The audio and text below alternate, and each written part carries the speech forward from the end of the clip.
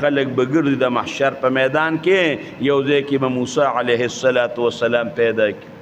هغه ته وی اے موسی ته کلیم الله تا سره الله په خبرې کړې دي تا سره الله رازداری کړې ده او خبرې در سره کړې دي زمونږ د پاره سپاره شوکه او نشم کولی ځکه الله پیغمبري نه ورکړې د بني اسرائیل یو سړی او د یو پیرغونی و نه هغه پیرغونی په دې بني اسرائیلي باندې ظلم کو موسی علیه السلام لکو ورته ویې مه کوه هغه رانیغ شو موسی علیه السلام وی راشه لږه دب خو ورله ورکه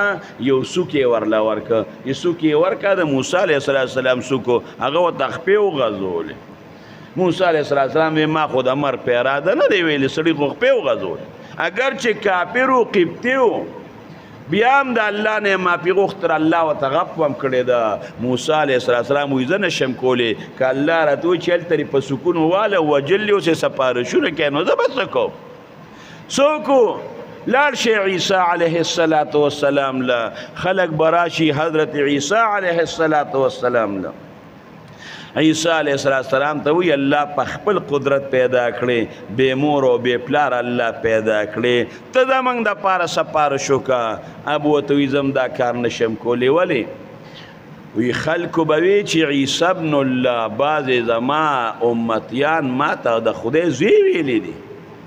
زما مور او ما ته خدای ویلی دي نو که ما ته الله وی چې انت قلت للناس